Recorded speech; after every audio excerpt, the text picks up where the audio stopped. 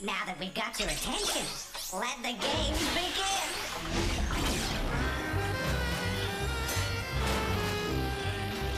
Game cartridges assembling. Greetings. Game loading. Mind your fingers.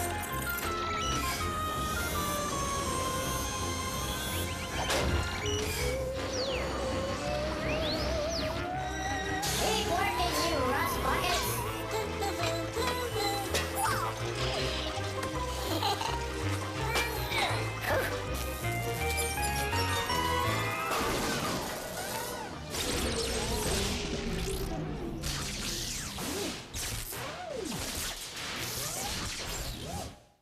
Uh-oh.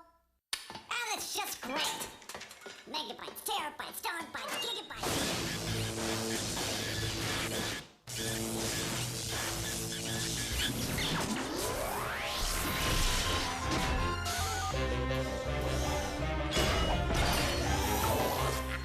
First game up, Captain Bones.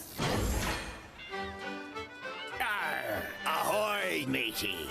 Shiver me timbers. Yo ho ho. Look alive, ye lollygaggers. I'm the incredibly dead Captain Bones. I've been sailing the seven seas for an eternity, and I'll tell ya, I'm a bored stiff. The only thing that saves me from going stark raving mad is making up math puzzles using nothing but me own bones. Now watch closely, and just do as I say, or I'll surprise the life out of ye. Just watch me bones. Let me show you what I mean.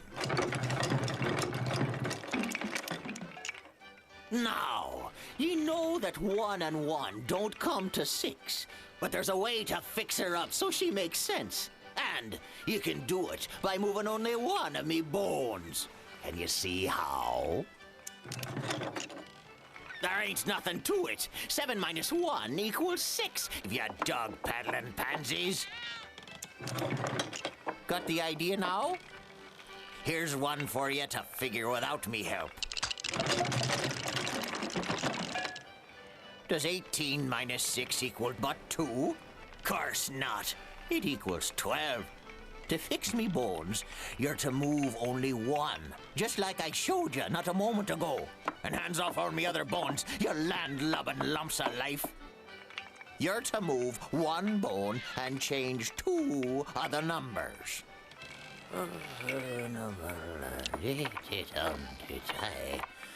Speed is not your strong suit. What's taking you so long? Are you asking your kid sister for help? Yeah, here's a clue, which you're badly wanting. 18 is much too big a number. Another thing, only one side of the equation changes. The other stays just as she is. Here's a final hint. The 6 needs to get bigger, and the 18 needs to get smaller. You get me? Enough already. Here's the answer, you soft shoe-shuffling gladiolas. Arr, 10 minus 8 equals 2, as if you had a clue in the world. Why do I spend my time with ye? You can't solve me puzzles, and ye all got to be home in bed before dark. Arr. That was cool. Let's play another.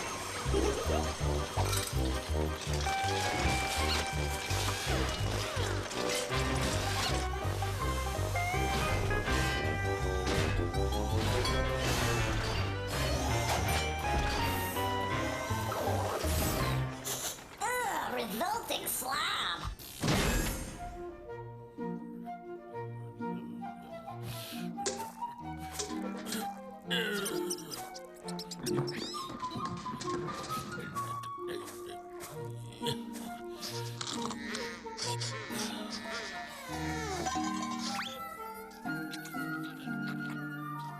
You know, we can learn a thing or two from even the most peculiar people.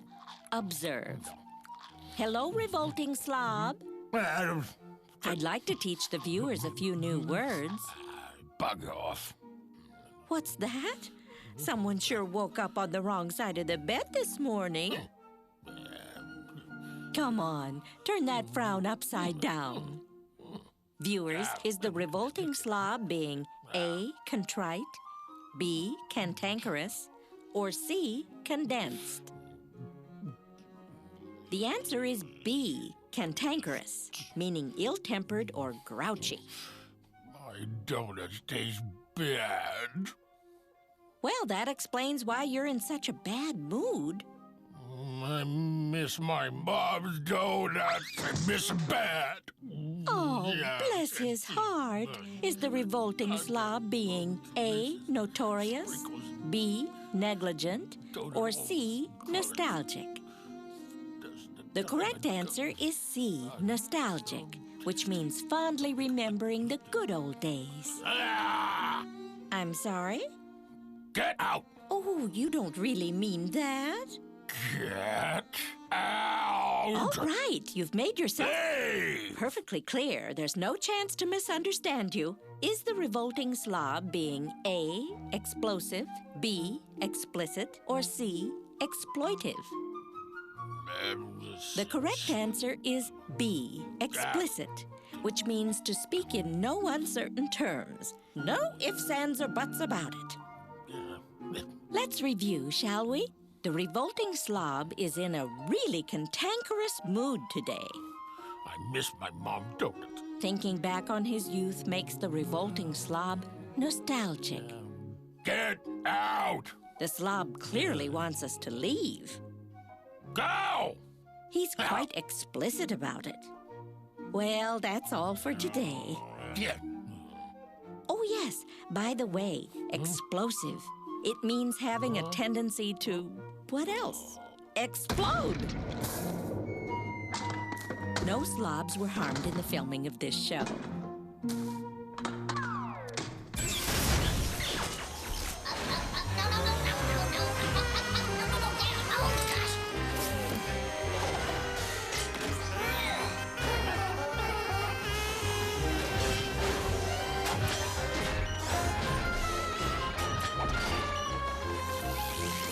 Next game up. Mugshots.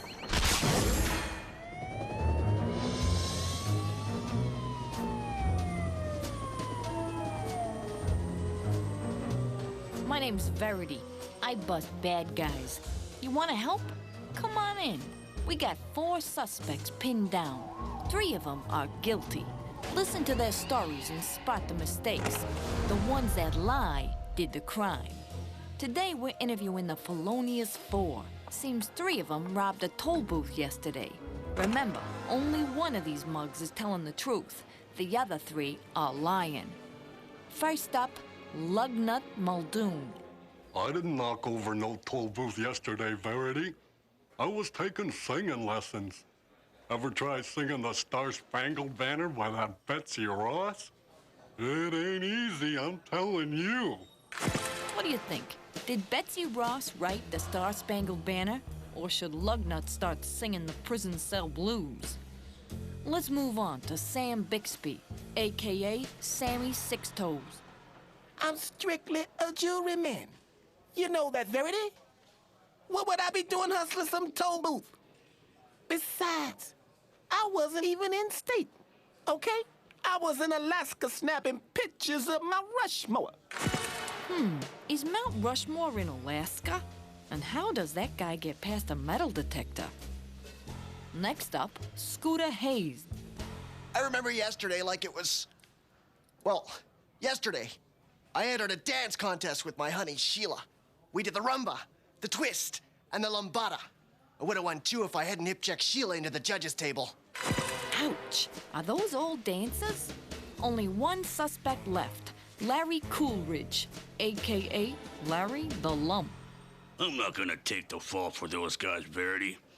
During supper yesterday, I got some food stuck in my asparagus. You know, my food pipe.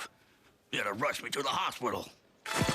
I wonder, is the food pipe also known as the asparagus? Well, just like I figured, each criminal all but confessed. Did you spot the mistakes? Ever try singing the Star-Spangled Banner by that Betsy Ross? Muldoon's gonna feel right at home in Sing Sing. Betsy Ross didn't write our national anthem. It was Francis Scott Key. I was in Alaska snapping pictures of Mount Rushmore. Six Toes made a monumental error. Mount Rushmore's in South Dakota, not Alaska. I got some food stuck in my asparagus. You know, my food pipe. Lump's alibi is hard to swallow. Asparagus, in fact, is a vegetable, while the technical name for food pipe is really esophagus. I entered a dance contest. We did the rumba, the twist, and the lambada. That's some fancy footwork Scooter was doing. The rumba, twist, and lambada are all real dances.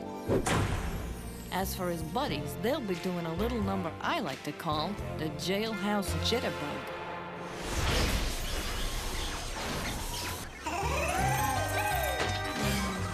Hey there! Next game coming up!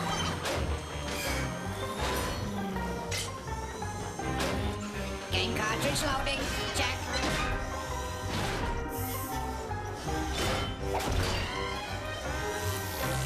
Distraction news on the air in 3, 2, 1.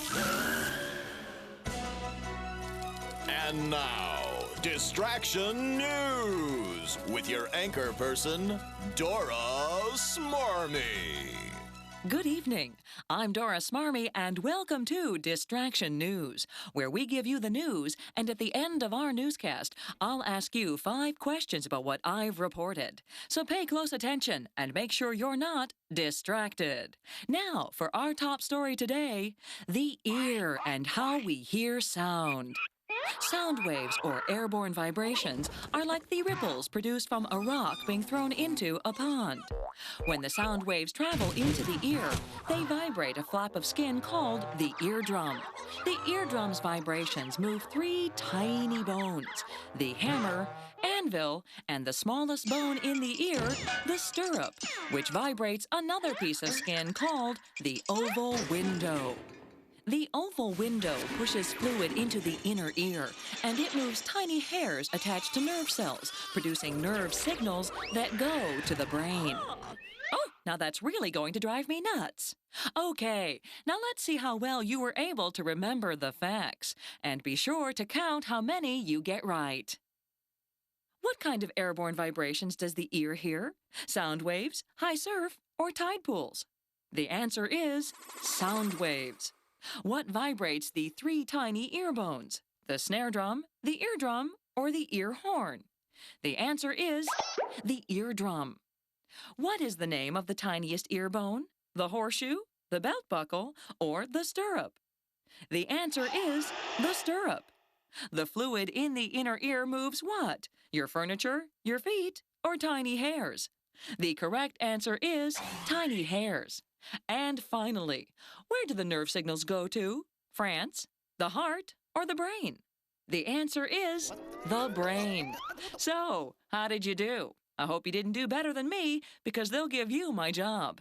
And there isn't much more a cardboard cutout anchor gal can do. Well, that's all the time we have for today. But remember, don't ever let anything distract you from watching Distraction News. So long. This has been Distraction News with your favorite cardboard cutout anchor person, Dora Smarmy.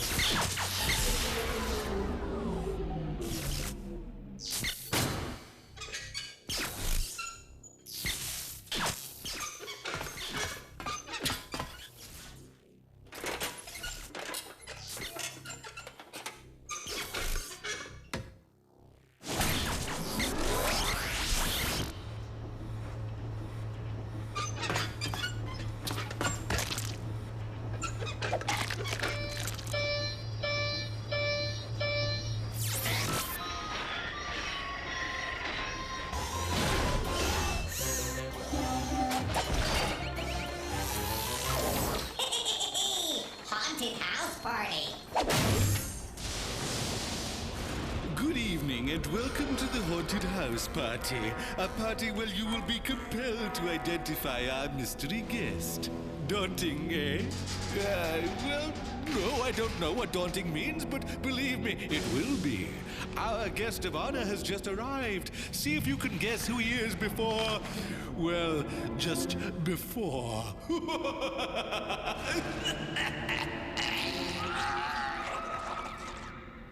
Good evening, sir. May I take your coat? No, I may have to leave rather quickly. Certainly. Would you mind if I brought my horse in here with me? I don't want to valet him. Sir, it is a party. He doesn't eat much. I'll ask Madame. Would you have a window I could look out of? You're standing next to one, sir. Of course. I could tell by the see-through glass. Quite perceptive. Which allows me to see the beautiful old North Church. The one with the unlit lanterns in the steeple? The same. By the way, who else is coming tonight? Just the French and the Spanish. What about the British? Oh, they won't be coming. Look, I might not be sure whether they're coming by land or by sea, but believe me, they will be coming. They will be coming. What makes you so sure? Oh, nothing. Just those 2 lit lanterns in the church's steeple. 2 lanterns in the steeple! Gotta go! But why? The British are coming! The British are coming! Wait! Before you run off, let's see if our friends can tell us who you are. We revisit the clues. He has a horse at the ready, spies 2 lanterns in the Old North Church, which tells him the British are coming by sea. Have you got it? The mysterious mystery guest is... I'm Paul Revere, and I really have to get going. Breaking news, you know. Bye! Yes, of course. Tell them that I said, ooh, and they should all tune in next time when you're all invited to the Haunted House Party.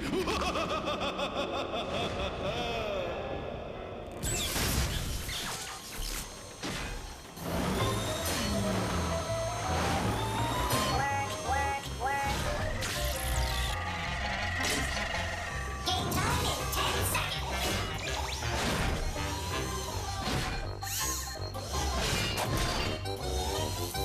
Poop or scoop? Ladies and gentlemen, hey, I'm talking here. That's better. All right, it's time once again to play Poop or Scoop. Can you tell the straight scoop true from the animal poop false? Test your knowledge of the animal kingdom by separating fact from fiction, starting with this guy. Poop or Scoop. Some fish can live outside the water. If you think they can, go scoop. But if that's just another fishy story, go poop.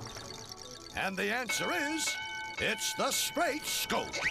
During a drought, the African lungfish burrows into the mud and breathes air through its mouth. It can survive like this for up to 4 years. Next up, poop or scoop. The hippopotamus eats 200 pounds of fish in a single day.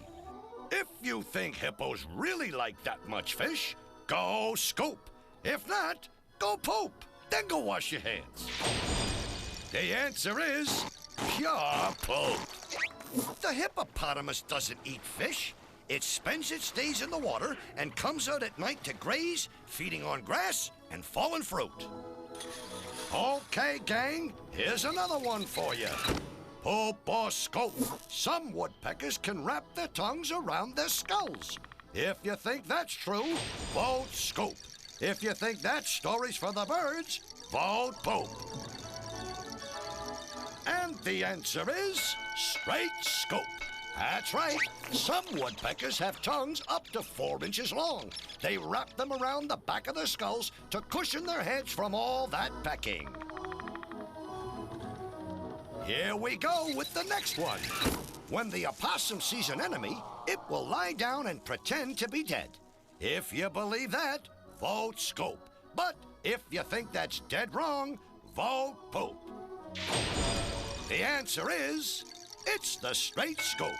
The opossum is a very slow runner, so when it's attacked, it will lie down very still as if paralyzed or dead. That's what they call playing possum. Well, kids, that's all we got for you today. If you got only one right, you're a party pooper. 2, and you're a pooper scooper. 3 makes you a super pooper scooper. If you got all 4 questions, you're what else? A super duper pooper scooper. I'm telling you, you can't get this kind of entertainment just anywhere. So please, join us again next time for Poop or Scoop.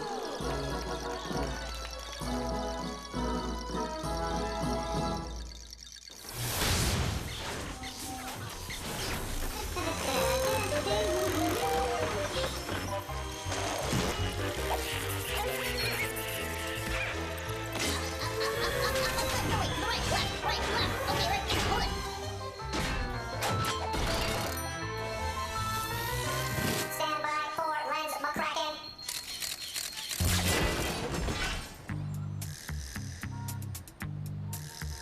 How are you? The name's McCracken. Lens McCracken. Ace Photo Snoop. I photograph crime scenes, and you'll never find anyone better. Unless you look in the yellow pages. When there's a crime, they call Lens, and they always keep me on the job, because no one else is able to figure out what the pictures are. You're here to help me figure out these close-ups and the story. And within these photos, we will untangle the tangled parts of our case. The case where billions of dollars of stolen diamonds were stolen. I call this one the case of the hijacked diamonds case. Look at these 3 photos. Here's an appetizing close-up. You can sort of tell our perp is a real crummy guy. Need another clue? Take a look at this photo. This one's kind of catchy, but a handful. Check the whole picture, because you gotta make sure you cover all your bases. Anything? Maybe this last one will do it. You know, this one's driving me crazy. I got a feeling this photo's just a front so the bad guy can put a fast one by us. Maybe if we see all 3 photos together, we'll figure it out. Yeah, I figured it out. I figured I got no idea what we're looking at. That's 'cause I'm Lens McCracken. Wait just a picture-taking, photo-generating minute. I can use my loyal darkroom computer, the Solutionator, to unmystify our mystery. The Solutionator is the greatest invention ever created. Except maybe for the Chia Pet. Cookies! And don't just go eating the insides. Next is... Did you figure it out? A baseball glove. And if I'm not mistaken, that would mean that our perp had fingers. And now the coup de grace. Well, then again, it could be the final photo. The grill of a car, which is exactly what I figured it was. And now we finally know what happened, don't we? Major League outfielder Slackjaw Bitterman, a known cookie-holic, while chewing an entire box of cookies, drives up to the targeted armored truck, where, smiling broadly at the unsuspecting driver with his cookie-covered teeth, he shocks the driver into stopping short, causing the entire load of diamonds to fall out of the back of the truck, where Bitterman, using his glove to catch 20 bags of the precious gems, then hauls off the stolen goods in his brand-new Jaguar. The shame of it is, Bitterman could have been a Hall of Famer, but not now, 'cause his cookie-cramped mouth made the mistake of facing off with me, Lens McCracken, Ace Photo Snoop.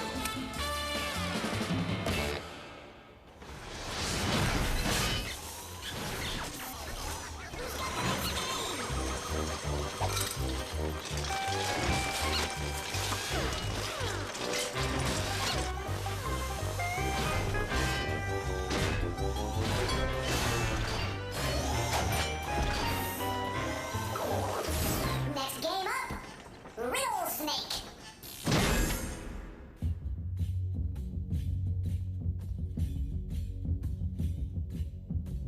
In the dark and mysterious recesses of parts unknown, there resides the strange and riddle-wise creature known only as the Riddle Snake. His music is enchanting, and his riddles are perplexing. So look close and think even closer, closer, closer.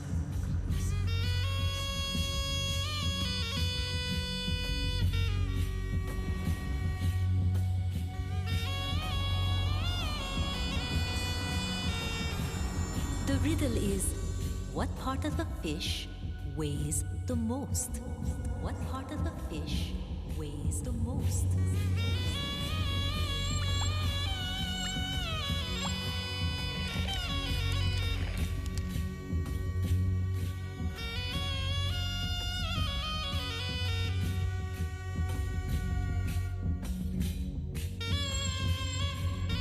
What part of the fish weighs the most?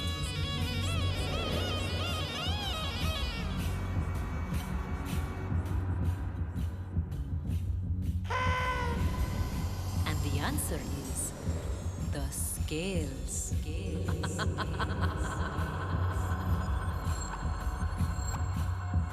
We recommend that you weigh the fish only after you catch it, and that you always brush your teeth. This has nothing to do with the riddles, but it's good advice. Later.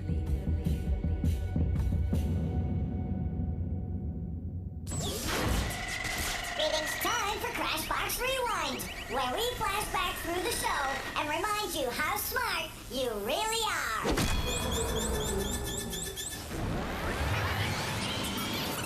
The opossum is a very slow runner, so when it's attacked, it will lie down very still as if paralyzed or dead. That's what they call playing possum. He has a horse at the ready, spies 2 lanterns in the Old North Church, which tells him the British are coming by sea. Have you got it? The mysterious mystery guest is... I'm Paul Revere, and I really have to get going. When the sound waves travel into the ear, they vibrate a flap of skin called the eardrum. The eardrum's vibrations move 3 tiny bones: the hammer, anvil, and the smallest bone in the ear, the stirrup. The Revolting Slob is in a really cantankerous mood today. I miss my mom donut. Thinking back on his youth makes the Revolting Slob nostalgic. Get out! The slob clearly wants us to leave. Go! He's quite explicit about it. Well, that's it for